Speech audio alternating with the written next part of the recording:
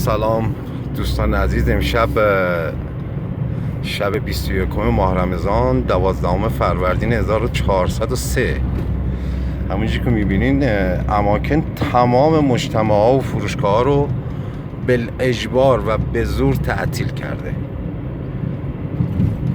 من جای سواله برام که این اشخاصی که اینجا کسب میکنن، مغازه‌دارا، هزینه هایی که میدن در خیلی هاشون اجاره، مغازه هاشون اجاره است، برداشتشون در مورد این اقدام چیه؟ چطوری میخوان هضمش کنن؟ آیا در رابطه با دین چی فکر خواهند کرد؟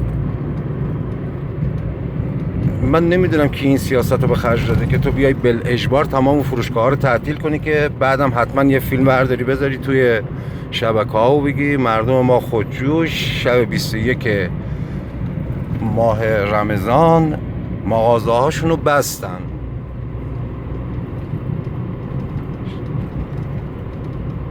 حالا نگاه کنین این، ببینید بعضی از این مغازه ها اگه چراغاش هم روشنه، فقط چراغاش روشنه ها، فکر نکنین که خبریه، نه، همه رو بالکل از یک کنار بستن.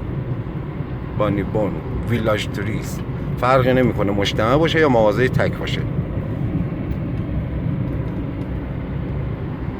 تیراژه.